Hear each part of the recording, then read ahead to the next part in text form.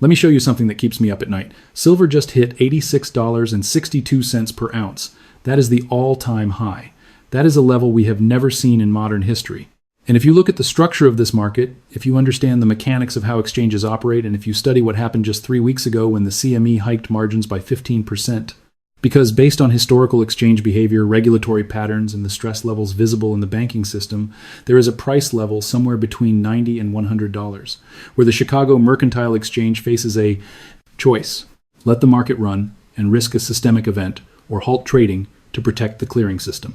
Today, Friday, January 30th, 2026, I'm going to walk you through what could happen if silver breaks $95. I'm going to show you the mechanism based on real exchange rules. I'm going to show you the precedent from other commodity markets.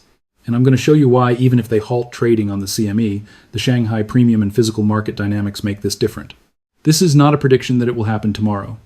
This is an analysis of what the playbook looks like if we continue higher. Let me show you what could be coming. Before we go further, you need to understand what just happened in late December and early January. The CME Group, which operates the COMEX where silver futures trade, raised margin requirements 3 times in 4 weeks. On December 20th, they raised initial margin for speculative silver accounts from $24,000 per contract to $29,500. On December 30th, they raised it again to $32,000. And on January 6th, just 6 days ago, they raised it to $35,750 per 5,000 ounce contract. That is a 49% increase in margin requirements in less than 3 weeks. Why? The official reason is risk management. When volatility increases, exchanges raise margins to ensure participants can cover potential losses. That is standard procedure. But look at the timing. Silver was at $71 on December 20th. It is at 86 today. Every time the price pushed through a major resistance level, the CME hiked margins. After each hike, the price dipped temporarily as leveraged traders were forced to sell, then resumed the rally. This is not conspiracy. This is documented. The CME publishes margin requirement changes publicly. You can verify every number I just gave you. And this pattern tells you something important. The exchange is trying to slow down the rally by making it more expensive to hold long positions. They are using margins as a brake, but the brake is not working. Silver keeps going higher. So what is the next tool in their toolkit? Based on exchange rulebooks and historical precedent, the next tool is a trading halt. Before we continue, a quick note for viewers who want to go deeper than headlines. I've put together a short educational guide called the Silver Insider Toolkit. It explains the structural warning signs that appear inside the physical silver market before major repricing events, including inventory shifts, futures curve, behavior delivery, stress, and government policy changes. Now let me be very clear about what I am saying and what I am not saying. I am not claiming the CME is about to halt silver trading tomorrow. I'm not claiming I have inside information. What I am doing is analyzing the regulatory framework, historical behavior of exchanges under stress and current market structure to show what could happen if this rally continues. The CME has emergency powers under its rulebook to halt trading if price movements threaten the financial integrity of clearing members.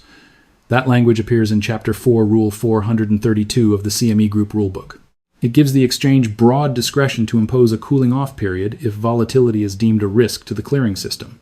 To make that determination, they examine mark-to-market losses, margin adequacy, and whether clearing members can absorb those losses. The authority is not in question. The issue is the price level where losses become intolerable. CFTC data shows bullion banks hold massive commercial short positions, some of which analysts estimate are unhedged exposures. Let us use 125 million ounces as a reasonable middle estimate. If those shorts were entered at an average price of $65, which is reasonable given accumulation over the past year, then at today's price of $86, the mark-to-market loss is $21 per ounce. That equals approximately $2.625 billion in unrealized losses. That level of loss is manageable for the largest banks. JP Morgan holds roughly $250 billion in Tier 1 capital, so a $2.6 billion loss is not a crisis. At $95, silver losses rise to $3.75 billion. At $105, roughly $5 billion. At $120, losses approach $6.875 billion, representing meaningful institutional stress. However, these estimates assume the short position remains constant at 125 million ounces. COT data suggests commercials have added shorts as prices rose. If unhedged exposure is actually 250 million ounces, then losses reach $7.5 billion at $95, $10 billion at $105, and $13.75 billion at $120, creating catastrophic risk for individual institutions. This is the risk the CME is monitoring. They track member positions, mark-to-market losses, and margin sufficiency. If a clearing member approaches insolvency or fails to meet margin calls, the exchange must act. Based on recent margin hikes and historical precedent, the estimated pain threshold for a halt lies between $95 and $110. We are currently at $86, only $9 to $24 from that danger zone. This is not theoretical. On March 8, 2022, the London Metal Exchange halted nickel trading after a violent short squeeze. Nickel surged from $29,000 to over $100,000 per ton, leaving Tsingshan Holding Group facing roughly $10 billion in losses they could not meet. JP Morgan was one of their prime brokers. If Tsingshan defaulted, JP Morgan faced billions in losses. So the LME halted trading for 8 days. When they reopened, they canceled trades above $50,000, retroactively voiding transactions to save the shorts. This was unprecedented. They literally rewound the tape, erasing profits from traders who had benefited from the squeeze. Now, the LME is a foreign exchange with different regulatory oversight than the CME. The CME is regulated by the CFTC and operates under U.S. law. The chances of the CME canceling trades like the LME did are much lower due to legal liability. But the HALT mechanism itself is identical, and the authority to act absolutely exists. If the CME determines that continued trading threatens the clearing system, they can halt. They did it briefly in crude oil in April 2020 when prices went negative. They did it in equity index futures during the 2010 flash crash. The authority exists. The precedent exists. The question is simply the trigger level. Now here is where it gets interesting. Silver trades on multiple venues globally. It trades on COMEX in New York, the Shanghai Futures Exchange, and the over-the-counter spot markets in London and Zurich. Right now there is a price gap. As of Friday's close spot, silver on COMEX was $85.67, while Shanghai settled near $88.70, a $3 premium. Historically, Shanghai trades at a small premium, perhaps 50 cents to $1 due to import costs and local demand. A $3 premium signals physical tightness in China. Industrial buyers are bidding aggressively, and this premium creates a structural floor under global prices by incentivizing physical arbitrage flows. If COMEX silver drops to $80 while Shanghai trades at $88, arbitrage traders buy COMEX, take delivery, ship to China, and sell for an $8 per ounce spread. This drains inventories. As long as Shanghai trades at a premium, any COMEX dip is absorbed. Even if CME halts trading, Shanghai continues price discovery, forcing COMEX to reopen higher. It just shifts price discovery to the east. Let me show you the vault data to prove this flow is already happening. COMEX publishes daily warehouse reports. As of Friday, January 10th, registered silver inventories, which represent metal available for immediate delivery, stood at 123 million ounces. 6 weeks earlier, on November 28th, registered inventories were 168 million ounces. That is a decline of 45 million ounces in just 6 weeks. Roughly 7.5 million ounces per week are leaving the COMEX system. Where is it going? Some flows to industrial users, some into private ownership. And critically, a portion is being moved by arbitrage traders shipping metal to Shanghai to capture the premium. This bleed is documented in public. You can verify it yourself, and it is accelerating. In November, registered inventories declined by about 4 million ounces per week. In December, that rate increased to roughly 6 million. In early January, the weekly decline has reached 8 to 9 million ounces. The drawdown is exponential. At the current pace, registered inventories reach zero by mid-March. Now, the CME also reports eligible inventory silver stored in warehouses but not available for immediate delivery. Eligible silver stands at approximately 347 million ounces. But eligible inventory does not help shorts who must deliver against expiring contracts. Only registered metal satisfies delivery obligations. If you are short the February contract and need to deliver eligible inventory does not count. Registered supply is the key metric and it is flashing red. This signals that physical demand, industrial demand, and arbitrage demand are overwhelming paper supply. When physical demand overwhelms paper markets, exchanges begin to lose control. Before I continue, I need to ask you to do something.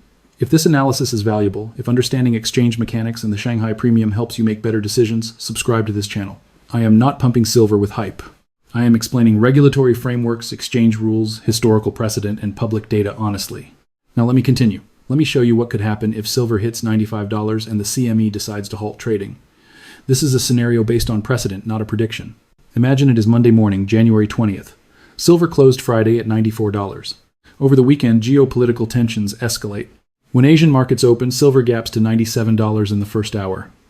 The CME clearing department runs stress tests and sees multiple clearing members facing margin calls beyond liquidity buffers at 6 a.m. New York time, before COMEX opens, the CME issues a statement announcing a 24-hour trading halt under Rule 432. Trading will resume Tuesday morning with adjusted margin requirements. For traders, this creates asymmetry. If you are long silver futures, your position is frozen. You cannot close it or take profit. You are stuck at $97. If you are short, you receive a lifeline, a 24-hour window to raise capital, negotiate with brokers, or prepare to cover. The halt is framed as protecting the market, but in practice it protects the shorts. While COMEX is halted, other exchanges continue trading. Shanghai opens as usual. Chinese traders see COMEX frozen at 97 and interpret this as extreme bullishness. To them, the halt signals distress among shorts.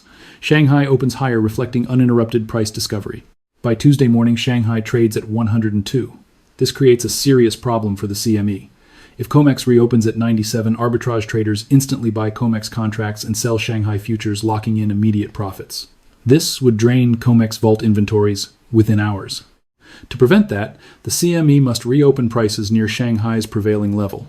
When trading resumes, silver opens at 101 instead of 97. Shorts expecting relief instead watch prices rise while the market was closed. Their position is worse than before the halt. But the second twist follows immediately. The CME announces new margin requirements, raising them from 35750 to 60000 per contract, a sudden 68% increase. Most retail traders cannot meet the higher margin. They are forced to liquidate positions at the open. Institutions can post the capital, but smaller traders are blown out. Forced selling drives silver down from 101 to 94 within the first hour. Media headlines report a crash, even though 94 remains above the halt price. The halt and margin hike did not stop the rally. They only increased volatility and shook out weaker hands. Now consider the alternative scenario where the CME chooses not to halt trading. Instead, they rely solely on margin hikes. Silver hits 95 and margins rise to 50000. At 100, margins rise to 70000. At 105, margins rise again to 90000. Eventually, holding a silver contract becomes prohibitively expensive. Retail traders are priced out entirely. Volume collapses, liquidity evaporates. And when liquidity dries up, volatility explodes, producing wild swings, sudden gaps, flash crashes, and violent recoveries driven by thin participation. The market becomes dysfunctional. At that point, the CME might invoke force majeure, not a halt, but a declaration that delivery obligations cannot be met due to circumstances beyond control. If registered inventory falls to 10 million ounces while 50 million stand for delivery, the CME physically cannot deliver metal and must intervene through forced cash settlement. In a force majeure event, contracts are cash settled at a mandated price. Traders expecting physical silver instead receive cash. This has never happened in COMEX silver, but it did occur in palladium on the NYMX in 2001. If current inventory trends persist, silver could reach this critical point by March or April. Now zoom out to the bigger picture. Why is silver at all-time highs? Why is physical metal tight and inventories bleeding? The answer is fundamentals that are real, verifiable, and documented. In 2025, silver was the best performing precious metal, up approximately 170% a fact, easily confirmed through historical price data. The rally is driven by three forces. First, a structural supply deficit. Global mine production in 2025 was roughly 800 million ounces, while global demand reached about 1 billion ounces, creating a 200 million ounce shortfall. This deficit has been temporarily filled through recycling and inventory drawdowns, but inventories cannot be drawn down forever. The second force is exploding industrial demand. Solar panels, electric vehicles, and electronics require large amounts of silver. Solar alone consumed about 140 million ounces in 2025, up from 100 million in 2023. EV demand rose to roughly 65 million ounces from 40 million. Industrial demand is growing faster than mine supply. The third force is investment demand. Rising inflation concerns and geopolitical risk drove investors into silver. ETF, inflows, coin sales, and bar demand all hit records in 2025. These three forces together create a powerful and persistent imbalance. This imbalance is not temporary. Solar and EV production are accelerating, not slowing. Mine supply cannot respond quickly because developing a new mine takes 7 to 10 years. The structural shortage is real. This is not hype. It is arithmetic, rooted in production timelines and consumption growth. When physical demand overwhelms paper markets, exchanges lose control. Paper contracts depend on deliverable metal. If the metal is not there, the exchange faces default risk. This is what happened in nickel. It could happen in silver if registered inventories continue to decline. This is a scenario, not a prediction, if current trends persist. And you need to understand the mechanism so you are not caught off guard. If you wake up one morning and see a headline that the CME halted silver trading, you need to know what that means, why it happened, and how to respond. The response depends entirely on what you own and how your exposure to silver is structured. If you own physical silver, a CME trading halt does not affect you directly. Your metal is yours, stored in your safe or vault. The exchange cannot freeze it. Prices may dip briefly as paper longs liquidate, but Shanghai premiums, physical demand, and structural deficits remain. A halt signals paper stress, not physical weakness, and is bullish for physical holders. If you own silver futures on COMEX, a HALT is far riskier. Your position is frozen and cannot be managed. When trading resumes, margins are likely increased, forcing you to post more collateral or sell. For leveraged traders, this can be catastrophic. This is why experienced traders often prefer physical or fully funded positions during extreme volatility. Leverage magnifies gains, but it also magnifies risk, including regulatory risk. Exchanges can change rules midstream. The nickel HALT demonstrated this clearly. The December margin hikes confirm it.